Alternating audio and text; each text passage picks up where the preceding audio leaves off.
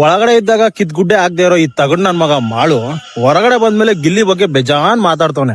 ಲೇ ನೀನು ಫಸ್ಟ್ ವೀಕಲ್ಲಿ ಒಂದೆರಡು ಗೇಮ್ ಆಡಿರೋದ್ ಬಿಟ್ರೆ ಏನ ಕಿತ್ ಗುಡ್ಡೆ ಹಾಕಿದೆ ಅಲ್ಲಿ.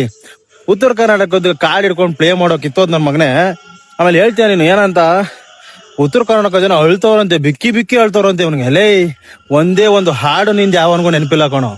ಉತ್ತರ ಕರ್ನಾಟಕದ ಟ್ಯಾಲೆಂಟ್ ಅಂದ್ರೆ ಏನ್ ಗೊತ್ತಾ, ಲಾಸ್ಟ್ ಸೀಸನ್ ಇದ್ದ ಗೊತ್ತಾ ಹನುಮಂತು ಹುಲಿಯ, ಎಲ್ಲ ಅವನ್ಗೂ ಟಕ್ಕರ್ ಕೊಟ್ಟು ಮಾತಲ್ಲಿ, ಹಾಡಲ್ಲಿ, ಆಟದಲ್ಲಿ ಎಲ್ಲದರಲ್ಲೂ ಟಕ್ಕರ್ ಕೊಟ್ಟು ಕಪ್ಪೆತ್ಕೊಂಡು ಹೋದ ಗೊತ್ತಾ. ಅದು ಆಟ ಅಂದ್ರೆ ನಿಮ್ಗಳ ತರ ಸೆಡೆಗಳ ತರ ಹೋಗಿ ಹೋಗಿ ಉತ್ತರ ಕರ್ನಾಟಕದ ನೇಮ್ ಯೂಸ್ ಮಾಡ್ಕೊಂಡು ಆಡಿ ಯಾರೋ ಒಬ್ಬ ಚೆನ್ನಾಗ್ ಆಡ್ತಿರೋನ್ನ ಕಾಲ್ ಎಳೆದಲ್ಲ. ಹೊಟ್ಟೆಗೆಚ್ಚು ಅಹಂಕಾರ ಅಂತೀಯ ನೀನ್. ಹೊರಗಡೆ ಇವಾಗ ಆಡ್ತಿದ್ಯಲ್ಲ ಮಾತುಗಳು, ಇದ್ರಲ್ಲಿ ಒಂದೇ ಒಂದು ಮಾತು ಒಳಗಡೆ ಇದ್ದಾಗ ಆಡಿದ್ರೆ ನೀನು ಯಾವತ್ತೋ ಹೊರಗಡೆ ಬಂದ್ಬಿಡ್ತಿರ್ತಿದೆ.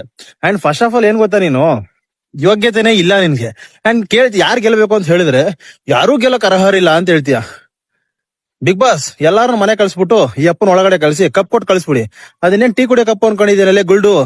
ಫಸ್ಟ್ ಒಳಗಡೆ ಇದ್ದಾಗ ಕಿಸಿಯಕ್ ಆಗಿಲ್ಲ, ಹೊರಗಡೆ ಬಂದ್ಮೇಲೆ ಅಮ್ಮಿಕೊಂಡ್ ಕುತ್ಕೋ. ಅಂಡ್ ನಿನ್ನೆ ವಿಷಯಕ್ಕೆ ಬರೋದಾದ್ರೆ, ಗಿಲ್ಲಿ ಎಲ್ಲೋ ಒಂದ್ ಕಡೆ ಕಾವ್ಯಗೆ ಫೇವರಿಸಮ್ ಮಾಡ್ದ ಹಾಗೆ ಹೇಗೆ ಅಂತ ಅಲ್ಲಿ ಕೊಟ್ಟಿದ್ ರೀಸನ್ಸ್ ಕೇಳಿಸ್ಕೊಂಡಲ್ಲ ನಮ್ ಚೈಲ್ಡ್ ರಕ್ಷಿತಾ.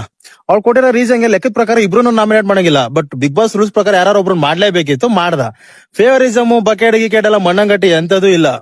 ಅಂಡ್ ನಿಮ್ಗಳಿಗೆಲ್ಲ ಉರಿ ಹೆಂಗ್ ಗೊತ್ತಾ, ನೀವೆಲ್ಲ ಇಷ್ಟು ವರ್ಷದಿಂದ ಕಿದ್ ಗುಡ್ಡೆ ಹಾಕಿರೋದ್ನ ಯಾವನೋ ಒಬ್ಬ ಕಾಮಿಡಿಯನ್ ಬಂದ್ಬಿಟ್ಟು ಹೊಡ್ಕೊಂಡು ಆಲ್ರೆಡಿ ಶೋನ 25 ದಿವಸಕ್ಕೆ ವಿನ್ನರ್ ಆಗ್ಬಿಟ್ಟವನೆ. ನೀವೆಲ್ಲ ಇನ್ನೂ ಸ್ಟಾರ್ಟ್ ಮಾಡಿಲ್ಲ ರೇಸ್ ನ, ಅವ್ನ ಆಲ್ರೆಡಿ ವಿನ್ ಆಗಿ ಬಾವುಟ ಎತ್ಕೊಂಡು ಹೋಗ್ಬಿಟ್ಟವನೆ.